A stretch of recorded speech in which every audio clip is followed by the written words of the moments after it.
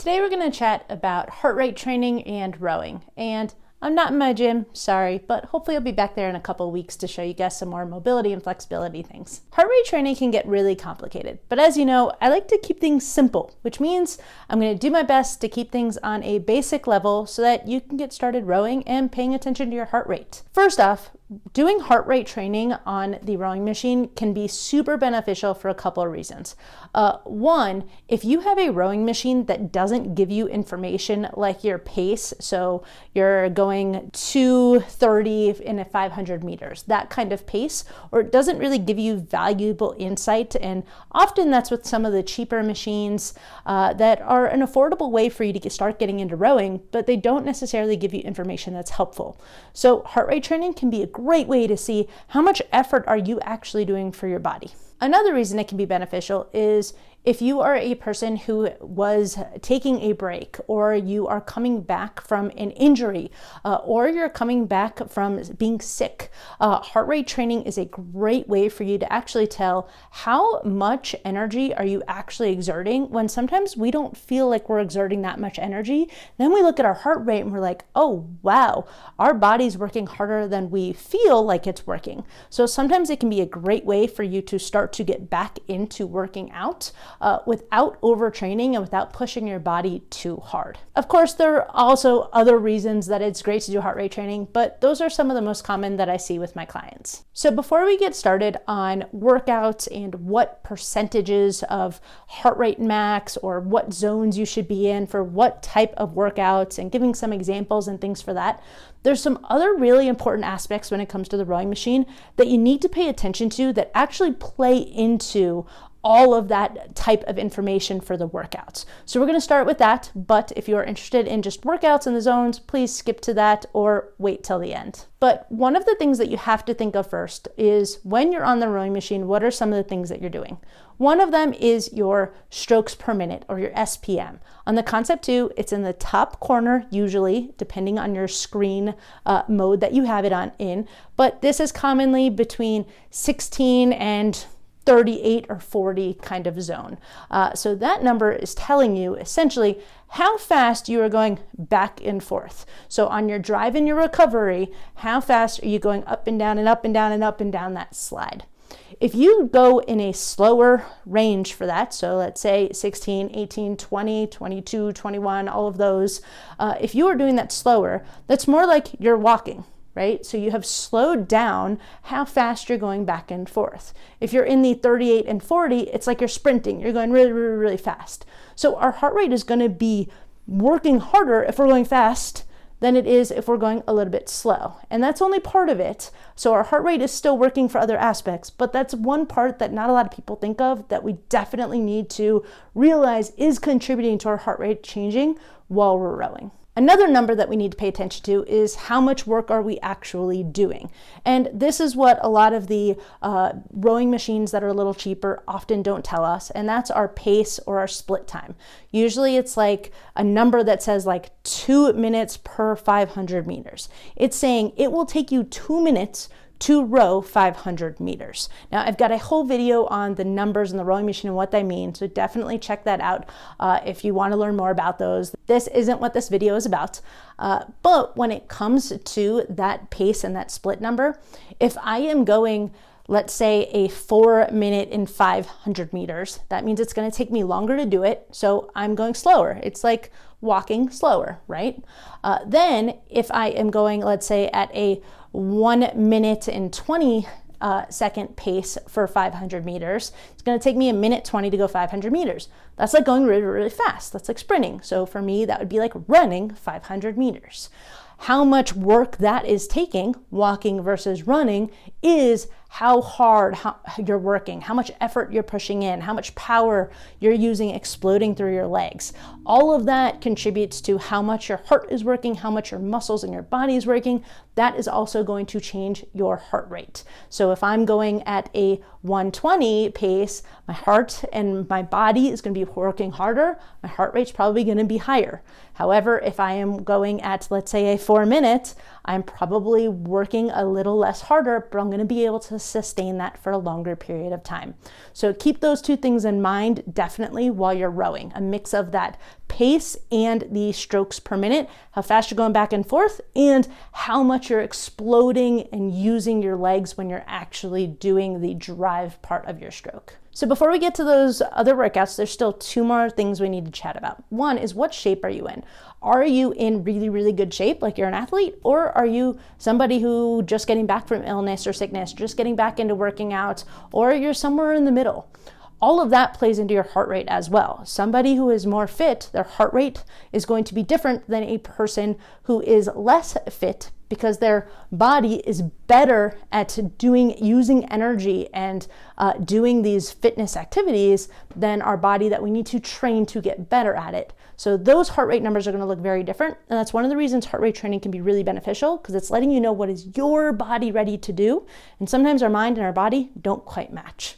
And the fourth one, before we get to those workouts, is something we don't talk about as much, but rowing uses our arms. And even though it's primarily a leg exercise where we're pushing with our legs, we are having our arms go back and forth, right? And if our arms are going back and forth, because our arms are closer to our hearts, our heart rate is actually going to increase using our arms. But another aspect is the UBE, which is basically an arm bike. And we use this a lot in the physical therapy clinic for actually people who were trying to get their heart rate up. We're trying to get people to have cardio activity without necessarily being able to bike or run or use their whole bodies or their legs. So because the arm bike uses your arms closer to your heart, we're able to get your heart rate up more quickly. So that is something to consider. That changes when you are on the rowing machine. Because it's full body and we are using our arms, our actual heart rate might increase a little bit because of that. All right, so now let's go into the actual workouts and the heart rate max and the numbers. When it comes to your heart rate, a lot of times you'll see something called your heart rate max. This is basically the max your heart rate should really ever be. And to get that, it is 220 minus whatever your age is. So if you're 20 years old, it would be 220 minus 20, which brings you to 200, which means that person would have a heart rate max of 200. Now, there is some variation in this in your fitness level, like we talked about. On some people who have a higher fitness level, that heart rate max is different, and vice versa if you are in not as good of a shape.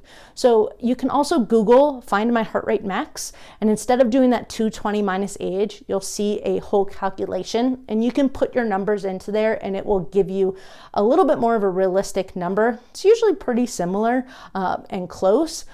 But there's also the consideration that if you're finding that you are not feeling right when you're doing these trainings, you might need to actually dig more and get more of a target heart rate instead of a heart rate max to work off of.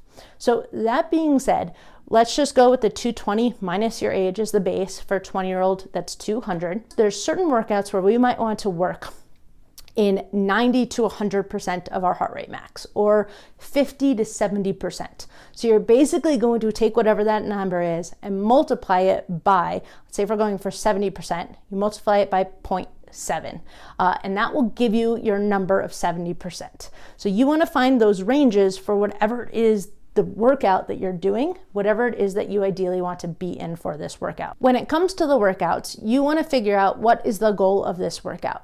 Is the goal of this workout to help me work my endurance and longevity? Or is it to work more my sprinting aspects of rowing? Those are going to be working your body in little different ways. So basically we have aerobic training and anaerobic training. Aerobic training is our body is using oxygen as its energy source.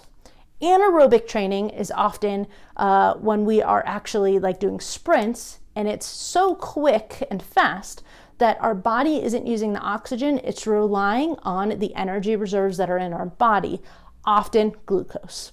So depending on the goal of the workout, that is going to change what the heart rate goal is during that workout. Now, the aerobic ones, or the ones that are usually longer steady states, are going to be different than the anaerobic ones, which are usually short sprints. So we're going to start with the aerobic workouts. And first we're going to think of like a pyramid. And we're going to start at the very bottom of the pyramid. At the very bottom, we are basically working in a zone where Our goal is to work a longer period of time and get the endurance up. So these are often steady state rows or long rows where we're working on kind of getting our pace and our strokes per minute consistent throughout the entire row, but really just long pieces. During these steady state rows, we want our range to be somewhere between 50 to 55 to 80% of our heart rate max. Now we're gonna break up that, let's say 50 to 80 into 3 different chunks. At that very bottom zone, we essentially have the first spot where we want to work at a lower range. So we're gonna go between the 50 to 60% heart rate max. And in that range, we're gonna be usually having a slower strokes per minute and a pace that is slower. So instead of 120, it might be 2 minutes per 500 meters. But our goal is that we can hold a conversation. We're not sprinting. Think about it like running. We're not sprinting a marathon. If we're rowing for a long period of time, then what we're often doing is going a little bit slower. We might be jogging or something in between that, depending on what shape you're in. These are usually workouts that are about 90 to 120 minutes long or longer, but they are designed to just be long, steady state rows. Then one level up, essentially, we're going to try and go between 60 to 70% of our heart rate max. These are usually somewhere in that 45 to 60 minute zone for working out. So this could look like 2 sets of 30 minutes with a break in between. And that break could just be 5 minutes. Then you could try maybe 6 sets of 10 minutes with a 2-minute break in between.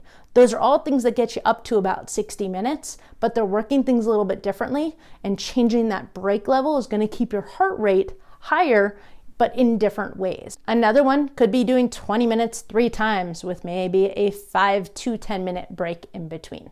So in that zone, you are just trying to keep your heart rate a little higher than it was at the bottom level, but not quite as low as it was here. Then what you're trying to do is the next level up. We're gonna try and have our heart rate between 70 to 80% of our heart rate max. In this zone, that's between 30 to 45 minutes of working out. So you could do one 30-minute row, you could do a 10K, you could do 3 sets of 15 minutes, something in that zone. And remember, if you're gonna do 3 by 15, take a break in between. You want your heart rate to come down a tiny bit, but not all the way. So those are 3 different levels that we're working all the aerobic endurance aspect, which is our cardio, our respiratory system. We're trying to work our body a little bit different. Then once we get above 80%, that's where we're gonna switch into the anaerobic, where we're trying to work our body a little bit differently and train different energy reserves. It's also important to note that in that aerobic part, where we might be working at 80% but feel like we could do more, it's really important for you to try to keep yourself at what the heart rate is telling you, because that's where our mind and our heart don't necessarily match. So our heart, our body and our mind, my mind's saying I can do more, but my body's saying, hey, not necessarily. That's not the goal of this workout. This is where we want to be for what we're trying to train. And that's where knowing the goal of the workout is super important. All right, so when we switch to the anaerobic workouts, these are really important because it's training our body in a different way to move oxygen differently, basically. And I know that doesn't mean much, but it's important to train our body in both different ways, for our muscles' sakes and for our bodies. These type of workouts are usually shorter periods. So we're in that pyramid and we got about this far with our 50 to 80%, and now we're working at the top, which means now my workouts are going to be in that top range where we're not working out as long.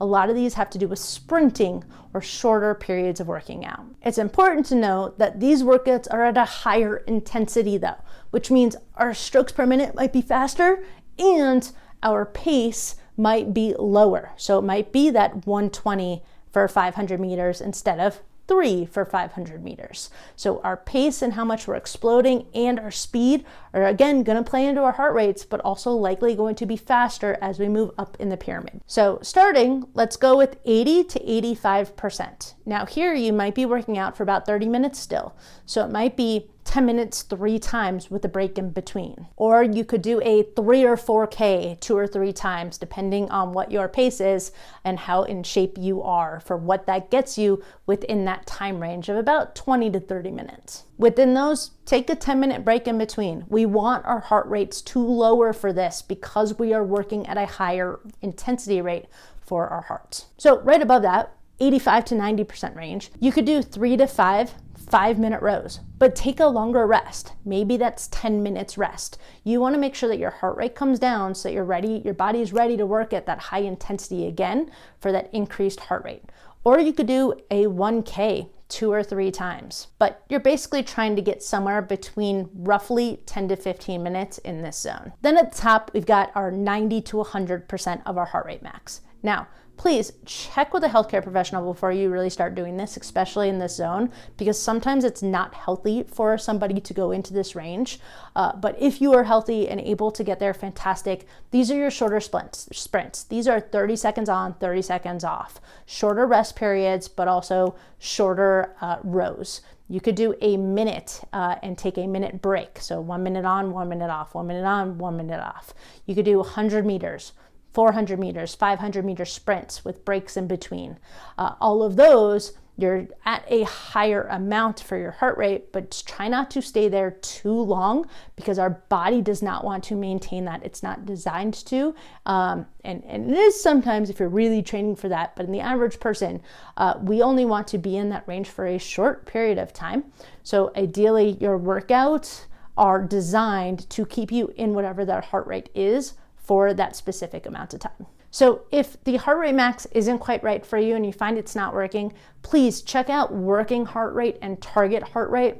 It is a more complicated formula, so I'm not going to go into that right here, but if you Google it, information will come up about it.